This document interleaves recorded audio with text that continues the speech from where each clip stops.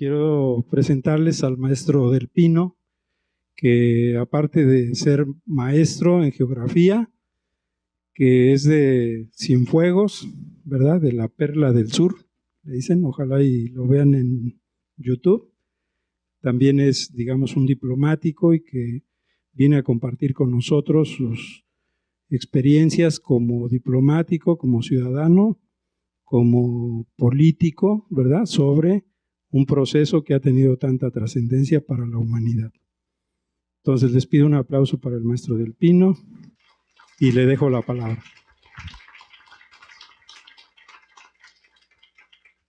Bueno, reiterar los saludos, buenos días. Y Javier, acá están los muchachos que estuvieron con nosotros en la primera parte del inicio de la jornada a Cuba el miércoles.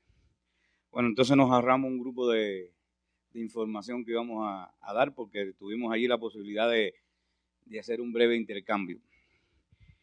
Y les comentábamos ese día que era un orgullo, ¿no? Poder hablar de Cuba y entre estudiantes y académicos de esta prestigiosa institución de aquí de este gran país, tengo que decirle también.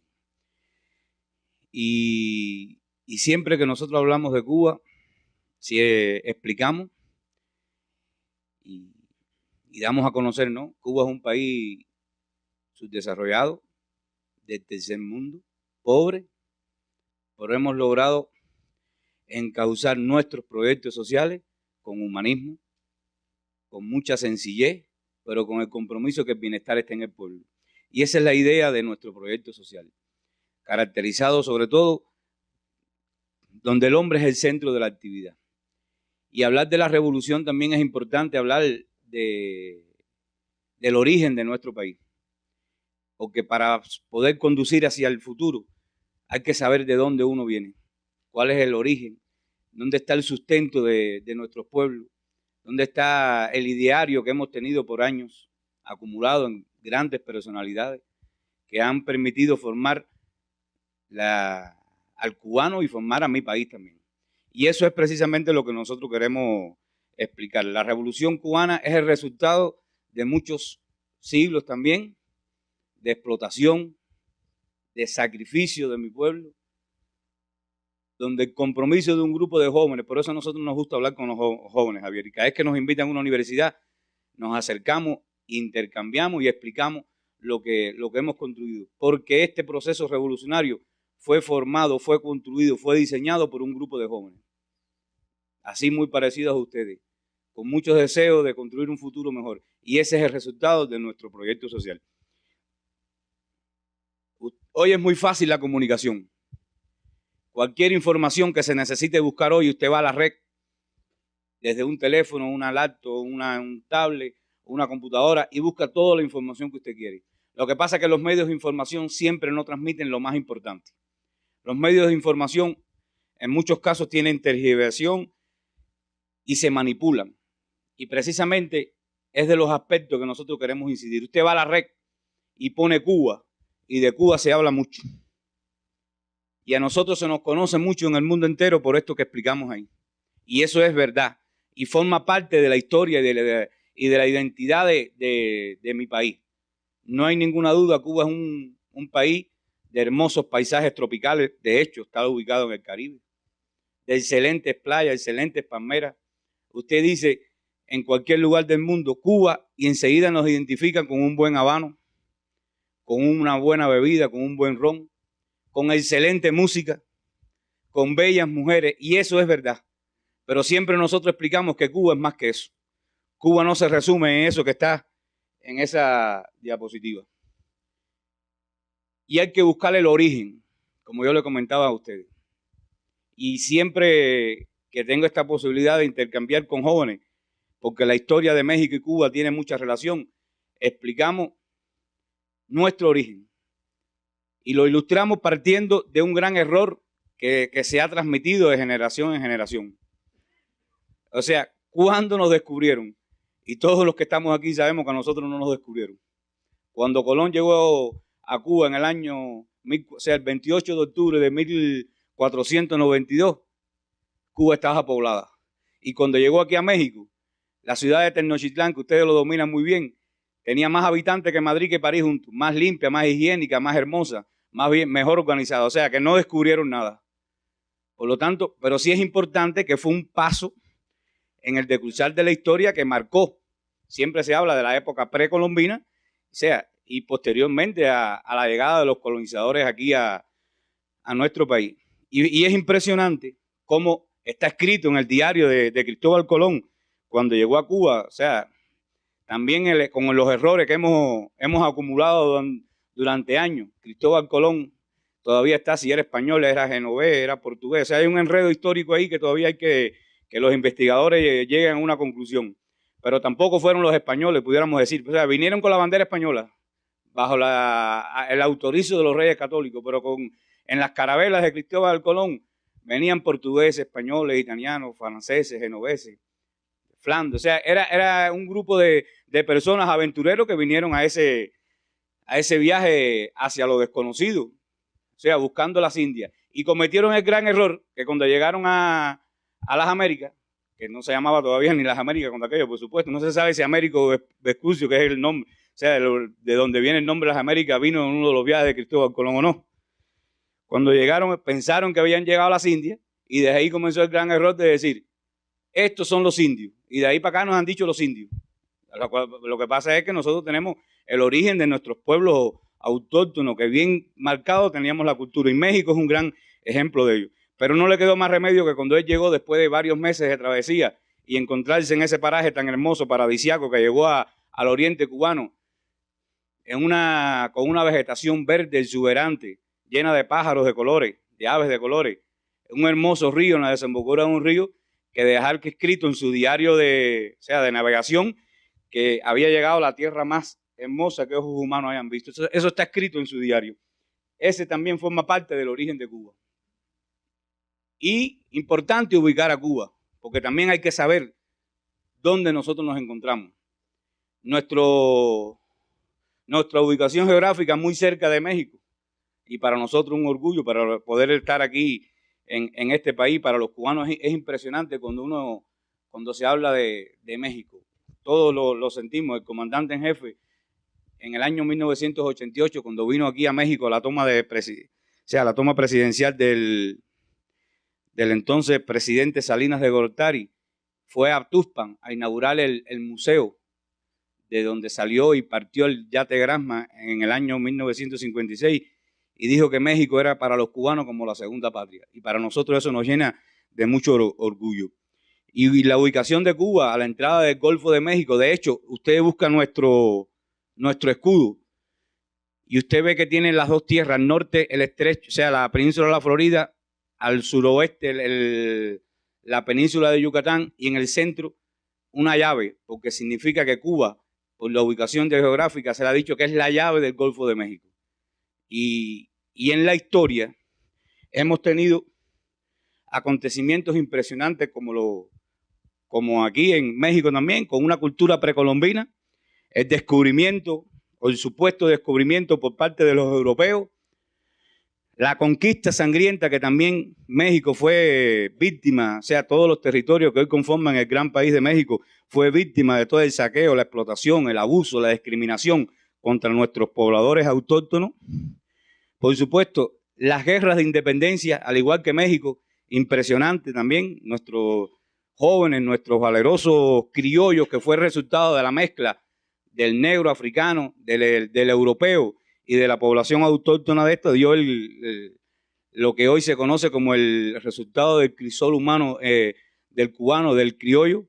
Impresionante héroes que tuvimos en nuestra guerra de independencia, Carlos Manuel de Céspedes, José Martí. Yo les tengo que decir que José Martí estuvo aquí en México, y en México organizó parte de la guerra de independencia de nuestro país. Su mejor amigo era mexicano, Manuel Mercado, el cual recuerdo que estuve aquí aproximadamente hace 8 meses en una conferencia y les pedí a los estudiantes que buscaran la carta que no pudo concluir porque cayó en combate de José Martí, que le estaba haciendo a su amigo, su queridísimo amigo, como lo dice en la carta, Manuel Mercado, veracruzano también, donde le explicaba que hoy tiene mucha actualidad lo que significaba el imperialismo para los pueblos de América.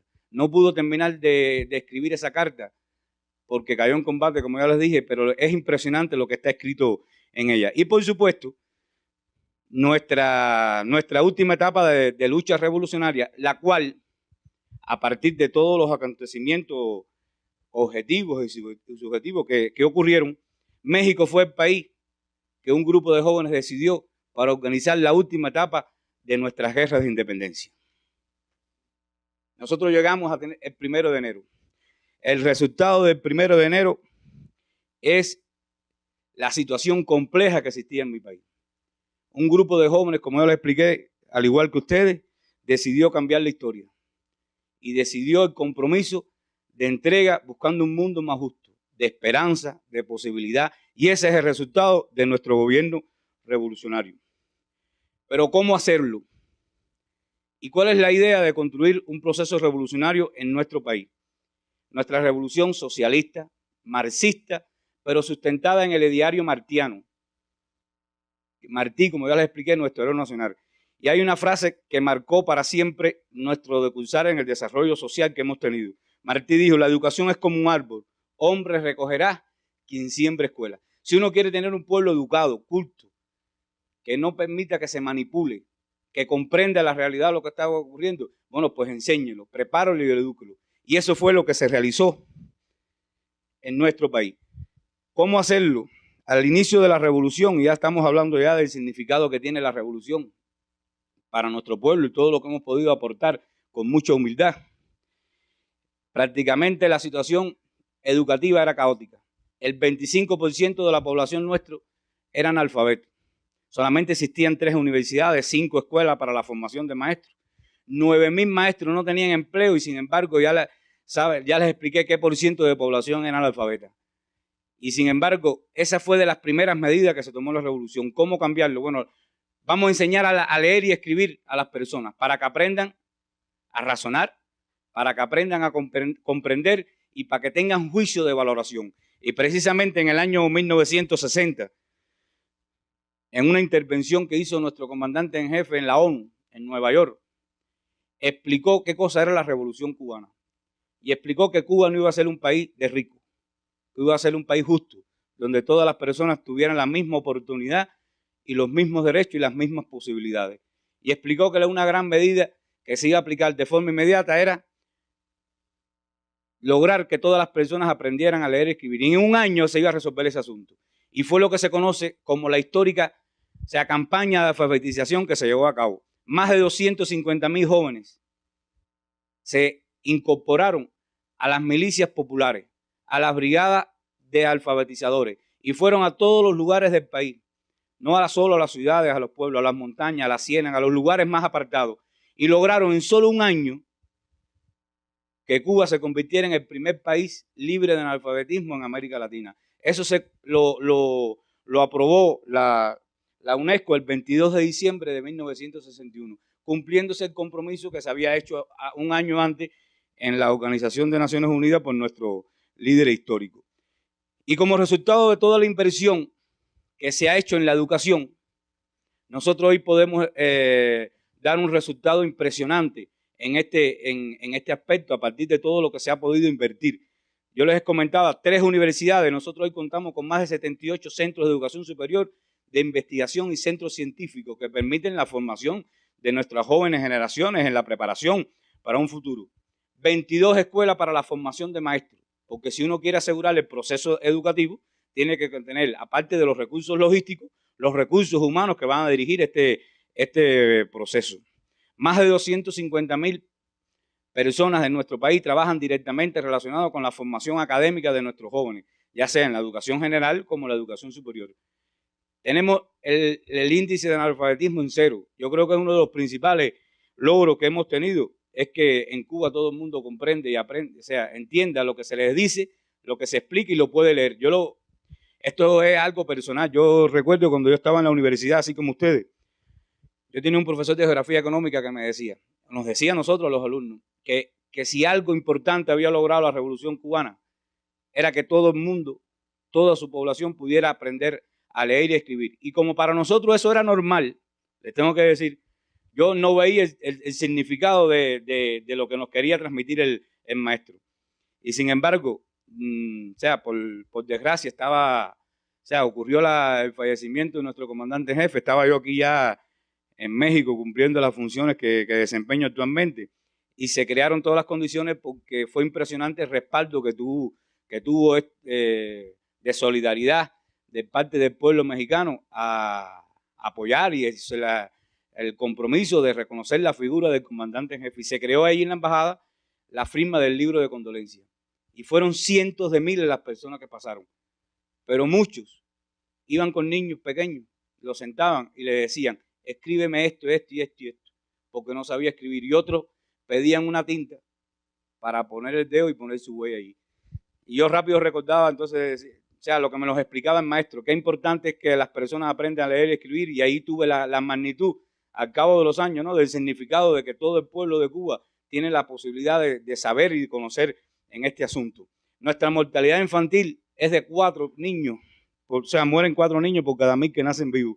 Nosotros en el año 59 teníamos una mortalidad infantil que morían 50 niños de los cada 1000 que nacían vivos. O sea, estamos hablando de un indicador que no tiene nada que ver con un país subdesarrollado pobre y del tercer mundo. Estamos en indicadores de países bien desarrollados que no lo logran todo ni lo alcanzan. Esa es parte también de lo que la revolución y nuestra identidad nacional ha influido en el tema de la educación, la garantía de salud pública, del desarrollo social para todos por igual. Y 21 facultades de ciencias médicas. Aquí yo me detengo, en el año 59 en Cuba existía una universidad solamente que se estudiaba medicina. Y cuando triunfó la revolución nosotros teníamos 3.000 médicos. O sea, teníamos casi 5.000 médicos. De ellos, más de 2.500 se fueron al triunfo de la revolución hacia Estados Unidos. Nos quedamos con 3.000 médicos. Y fue uno de los programas también que el proyecto social nuestro desarrolló. Y hoy contamos con más de 300.000 personas que trabajan todo lo relacionado con la salud pública, porque no solo el médico, es la enfermera, son los técnicos, son los especialistas que aseguran todo este proceso. Pero todo esto no se puede lograr porque alguien se lo proponga y diga, vamos a hacerlo. Y solo que la idea de decirlo sea lo que se cumple. Para esto se necesita voluntad política. Y la voluntad política también parte de un respaldo logístico. Y está reconocido por la Oficina de las Naciones Unidas, por la UNESCO, que Cuba es el país de América Latina que más invierte en la educación. Yo les puedo informar que en el año 2015, el 12,9%, casi el 13% del Producto Interno Bruto de Cuba fue dedicado a la educación, lo que significa que más del 27% del gasto público de nuestro país fue dedicado a la educación. Y cuando hablamos de educación lo decimos en el sentido amplio de la palabra, porque no es solo la escuela de formación general en la universidad. Ahí está incluido el deporte, está incluido la cultura, está el desarrollo también del adulto mayor, porque hemos instrumentado las cátedras de los adultos mayores, por ejemplo, en nuestras instituciones universitarias que permiten que las personas también de avanzada edad que quieran continuar sus estudios y que quieran profundizar sus conocimientos y que quieran alcanzar un título que les permita al menos poder adquirir mejores conocimientos para todo su desarrollo social, también lo puedan lograr. Y siempre ilustramos, o sea, la magnitud, porque uno puede hablar de %, pero también tiene que hablar de la magnitud del resultado que hemos logrado. Aquí siempre les explico a los jóvenes, ¿no?, cuando hablo con ellos, los números no pueden ser el significado que los pueda mover ustedes, porque solamente nosotros tenemos en Cuba más de 10.600 instituciones escolares. En el año 59 no llegábamos a 4.000 instituciones escolares en nuestro país, pero 10.600 solo puede tener el estado de Oaxaca aquí, que fue de los afectados ahora con el sismo, por eso domino bien ese dato. Pero es impresionante, usted busque la población de México, son 120, un poco más de 120 millones de personas, y nosotros estamos hablando en Cuba de apenas 11,2 millones de personas. Y tenemos más de 10.600 escuelas y más de 1.200.000 niños. Y aquí me detengo, porque es impresionante también que es donde ha invertido nuestro proyecto social. Para uno poder tener un país culto, educado, de una convivencia de tranquilidad ciudadana justa, hay que lograr que verdaderamente no solo que aprendan a leer y escribir. El 100% de nuestros niños logran terminar el 6º grado. y el 100% de nuestros niños logran terminar, ya nuestros adolescentes, logran terminar la secundaria básica como un indicador impresionante también y como un buen resultado.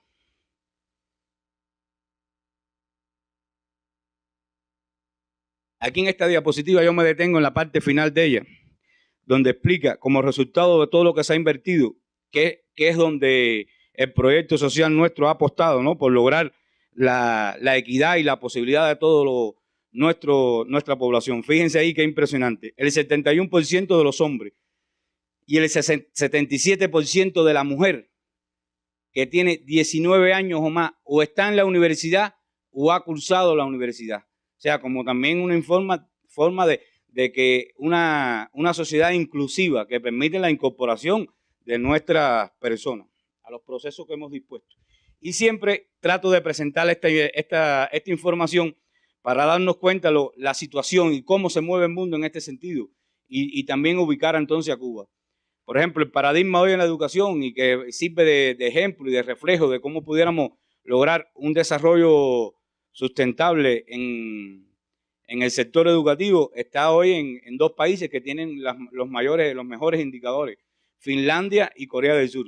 Y ahí está bien representado, por ejemplo, un joven en estos dos países tiene como promedio 15 años de estudio. Usted sabe, usted piensa en primer grado, el bachillerato son 12 años de estudio y usted llega a 15, o sea, como promedio, los jóvenes en estos países sobrepasan el tercer año de la universidad, que es un indicador importante porque no queda duda que han transitado por 15 años de estudio, pero sin embargo, fíjense la situación de África, 5,8 años como promedio de estudio. ¿Qué quiere decir esto? Que apenas los niños en África no logran terminar ni el sexto grado. La situación en América Latina también muy compleja. O sea, estamos hablando 6,1%, 6,1 años como promedio de estudio. Y aquí con todas las irregularidades que puede existir. No es lo mismo la educación de Costa Rica, de Chile, de Uruguay en Argentina, que la situación de la educación en El Salvador, Honduras, en Guatemala, en Haití. O sea, bien compleja y bien disperso en este dato cuando se dice que el promedio de América Latina de estudio de un niño es de 6,1 años. O sea, apenas como promedio pasa el sexto grado. A partir de todo lo que Javier explicaba, y nosotros le comentamos, el promedio de estudio, de años de estudio en Cuba de un joven es 14 años. O sea, como promedio alcanza el segundo año de universidad. Es por eso que el indicador que les explicaba ahorita, que el 71% de los hombres y el 77% de las mujeres que tienen 19 años o más, o ha cursado o está en la universidad como parte de su desarrollo en el sector educativo. Y hemos instrumentado, o sea, como política ya de desarrollo de la revolución, el gobierno del pueblo. Y muy bien marcado, muy bien identificado en esa palabra, en esa frase del comandante en jefe, cuando dijo, el poder del pueblo, ese sí es poder. Y es lo que hemos logrado instrumentar como desarrollo social, a partir de procesos importantes que han asegurado nuestra revolución. Por eso yo le decía que hay que conocer la historia. Y cuando uno busca la historia de Cuba y se percata del tránsito que ha ocurrido, nosotros decimos que el proceso revolucionario cubano es único e ininterrumpido. Comenzó el 10 de octubre de 1868, cuando el padre de la patria, como lo conocemos todos, Carlos Manuel de Céspedes, le dio la libertad a sus esclavos y los convidó a incorporarse a la lucha contra el colonialismo español. Y su etapa final concluyó el 1 de enero de 1959, cuando verdaderamente logramos nuestra independencia. Por eso explicamos siempre, o sea, y es parte de nuestro desarrollo social, que nuestro proceso revolucionario es uno, desde que comenzaron las guerras de independencia en el siglo XVIII. Se garantiza, por primera vez, cuando se dice que el poder del pueblo, ese sí es poder, que verdaderamente el pueblo en Cuba es el que ejerce el poder, el que toma las decisiones, el que participa en la incorporación a las principales políticas que se aplican. Nosotros tenemos un sistema político que nos permite cada 6 meses, de forma directa, saber lo que piensa, lo que dice, lo que dispone, lo que propone el pueblo cubano, que nosotros lo tenemos a través de un sistema que se llama asambleas de rendición de cuentas, donde los delegados que son propuestos por el pueblo cada 6 meses le explican por las circunscripciones, que es como se dividen los barrios en nuestro país, cuál es el resultado de su gestión a partir de que fue elegido para que lo representara en el sistema de gobierno, ya sea a nivel municipal, ya sea a nivel provincial, o ya sea también en el Parlamento, como se conoce. Y fue impresionante, un grupo importante de acciones que se desarrollaron de conjunto con la educación, la salud, el deporte. Yo me detengo en el deporte también para entender parte de nuestro proyecto social y que se comprenda la magnitud. En el año 1959 Cuba tenía solamente 7 medallas en Juegos Olímpicos, hasta el año 1959.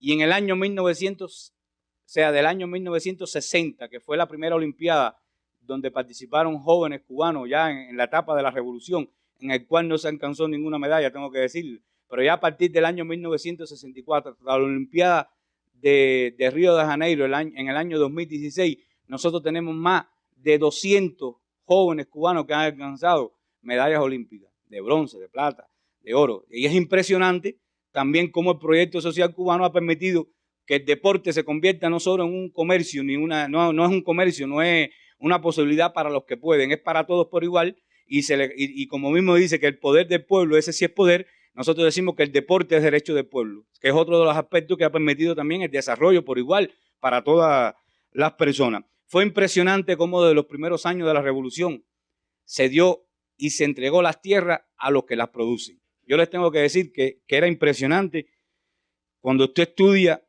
la situación del campo en nuestro país en el año 1959. El 70% de las mejores tierras de nuestro país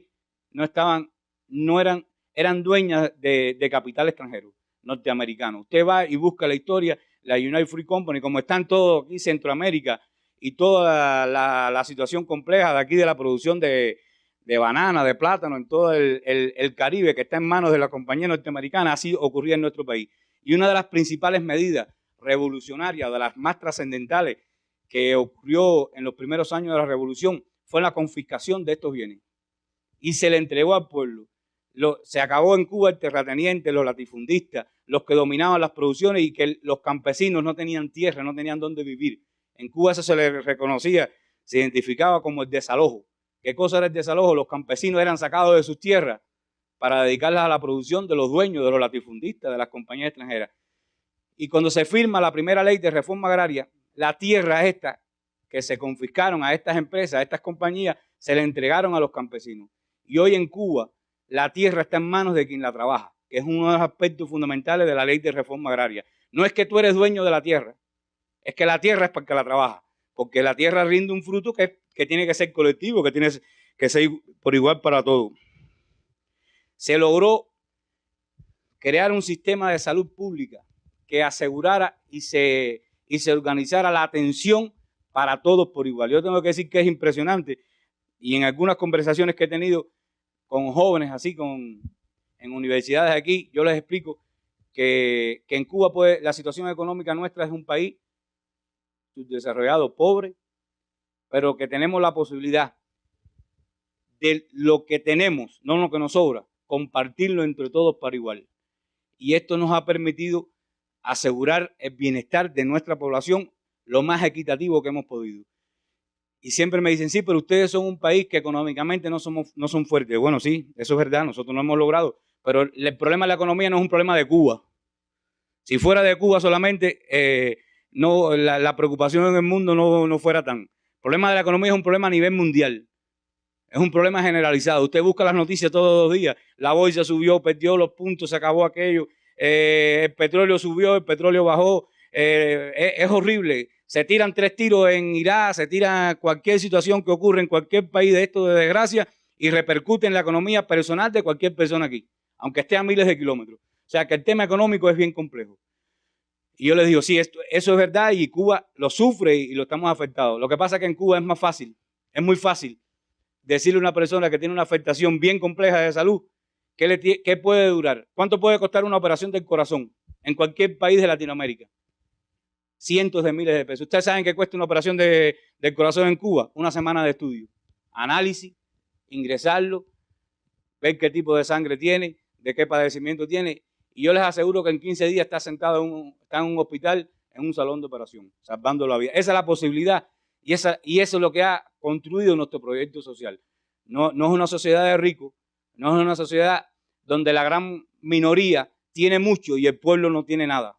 Es una sociedad donde hemos logrado que equitativamente todas las personas tengan la misma posibilidad y tengan la misma opción de avanzar como seres humanos. Y nosotros en el proceso de desarrollo que hemos experimentado, tengo que decirle que todo no ha sido siempre como hemos querido. Y hemos tenido en los casi 60 años de revolución situaciones bien complejas. Situaciones como la de la crisis de octubre, bien conocida, o la crisis de los cohetes en el año, o sea, posterior a la invasión de Bahía de Cochino, una situación bien compleja, donde estuvimos casi a punto de un conflicto de magnitud universal. Y posteriormente tuvimos la desaparición del campo socialista, nuestro principal sustento económico. En el año 89 Cuba tenía un comercio con la Unión Soviética o los países del Camen que sobrepasaba los 8.000 millones de dólares.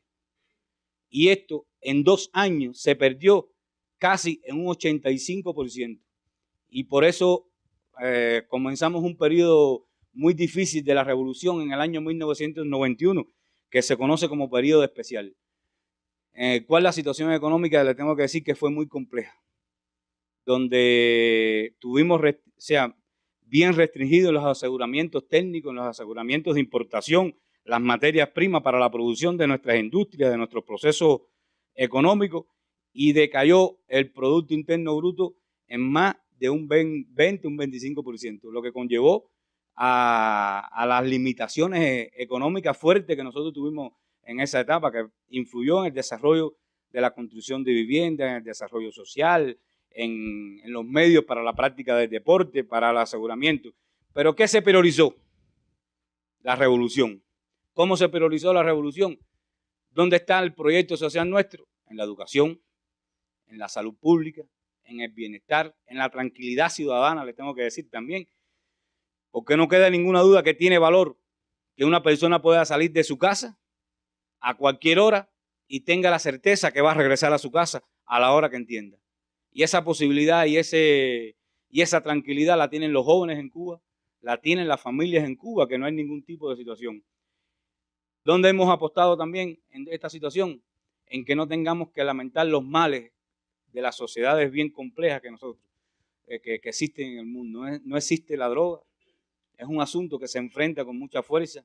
No existe la violencia, no existen las pandillas. O sea, cuando nosotros explicamos y damos estos argumentos, también le decimos a las personas que esto tiene valor, que no solo es poder tener en el aseguramiento material los medios que usted necesita, porque hay veces que tiene los medios y no tiene después cómo aplicarlo, porque no vive, no está tranquilo, no vale la pena tener cosas buenas y después usted tiene que estar escondido, tiene que estar con miedo, tiene que vivir en una crisis bien compleja. Jóvenes, como lo hemos visto, que salen de su casa y no saben cuándo van a regresar, o siempre están asustados de si pueden regresar o no pueden regresar a la casa. Eso también forma parte de la inversión y de nuestro proyecto social. Y como resultado de toda esta situación bien compleja que enfrentamos en el periodo especial, por supuesto, hemos logrado diversificar nuestra economía.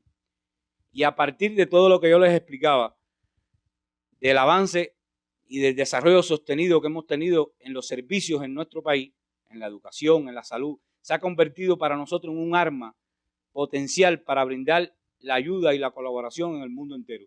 Yo les comentaba en días pasados, cuando estuve aquí el miércoles, que cuando muchos países en el mundo están llevando hombres armados, tanques, sus aviones, sus portaaviones en el mundo entero como política exterior, la política exterior de nuestro país lo que hace es llevar maestros, llevar médicos, llevar especialistas del deporte y comprometer a las personas para demostrar que un mundo humilde, con pocos recursos, se puede hacer mucho por la población.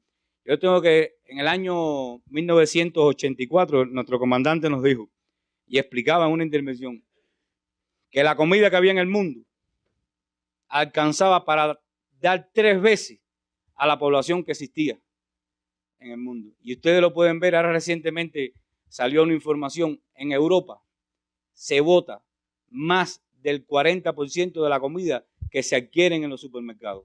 Es impresionante. Cuando en África tenemos, usted va y busca la información, en Sudán del Sur en estos momentos, hay más de 300.000 personas prestas a morir de hambre. Y sin embargo, más del 40% de la comida que se compra en Europa se bota en los basureros. Hace aproximadamente 6 meses, los productores de leche en Holanda se pusieron bravos porque no hubo acuerdo entre las empresas que le compraban la leche y ellos que eran los productores. Y ustedes vieron la noticia. 10 camiones de leche, más de 1.000 camiones de leche en el mismo día en Holanda salieron por los campos con las llaves abiertas botando la leche en los campos. Y sin embargo, en el mundo hay miles de niños, cientos de niños, 850 millones de personas padecen de hambre. Entonces, esa es la posibilidad que ha dado nuestro país, la justeza y la misma oportunidad y la misma posibilidad en el desarrollo para todos por igual. Ahora, esto tiene un sustento en el orden que se le ha dado a nuestro proceso social, en la posibilidad que se le ha dado a toda la población en Cuba que tenga acceso a las diferentes estatus de la sociedad. Yo les tengo que decir que para ser delegado o presidente municipal, que también forma parte del proceso de desarrollo social de nuestro país, no se necesita tener ningún recurso, ni proceder de una familia que tenga tal apellido, ni que tenga determinado aseguramiento de recursos o dinero acumulado o riqueza. Puede ser cualquier persona. Un diputado, yo le voy a explicar ahora también algo muy importante que se ha logrado. En Cuba existe, por supuesto, igual que en todos los países, un sistema de gobierno que tiene de su proceso eleccionario y que hacemos nuestras elecciones y las personas votan y se decide quiénes son los que se van a representar a los diferentes niveles, ya sea a nivel municipal, a nivel provincial o a nivel del Parlamento cubano. Pero estos no son profesionales. ¿Qué quiere decir esto? Que no viven del salario de ser diputado ni de ser delegado a nivel municipal ni de ser delegado a nivel provincial.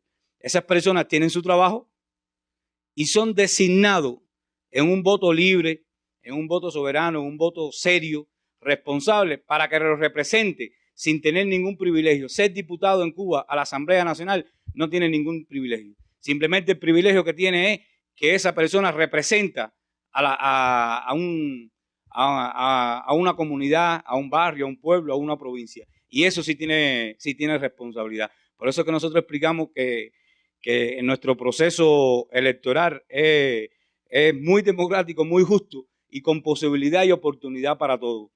Y eso forma parte del proyecto social que nosotros hemos construido. Cuando yo les explicaba ahorita que la decisión es no construir personas ricas, no formar imperios para determinadas áreas, determinados grupos de personas, sino que todas tengan la misma oportunidad, una revolución inclusiva, un proyecto social de oportunidades, de sueños, de aspiraciones. Ese es el proceso revolucionario cubano. Por eso es que ha sido de tanto impacto. Yo sé que en el programa de estudio que tienen aquí, en el programa de estudio de la carrera de Derecho, ustedes estudian 3 revoluciones sociales. La revolución china, la revolución rusa y la revolución cubana. Si algo yo les pido que se lleven de la revolución cubana es el sacrificio de lucha del pueblo cubano, la entrega de lucha del pueblo cubano y también la humildad del pueblo cubano, que ha sabido darle la esperanza, la posibilidad de avanzar como persona en una sociedad humana, justa y con posibilidad para todos por igual. Ese es el proyecto social cubano y esa es la revolución cubana. Esa es la información, Javier, que yo tenía para transmitirle aquí. No sé si a partir de todo lo que yo he podido argumentarle, existe alguna duda, alguna pregunta, alguna preocupación, algo que podamos debatir también, porque lo más importante no es lo que yo pueda decirle, sino también las dudas que ustedes puedan tener, las preocupaciones que puedan tener y lo que podamos intercambiar, porque si algo debe caracterizar un proceso educativo, académico, es que sea bilateral, que parta del intercambio que pueda surgir entre los estudiantes y los profesores. Y por eso estamos abiertos a cualquier pregunta, a cualquier preocupación y cualquier aclaración que se necesita hacer. Muchas gracias.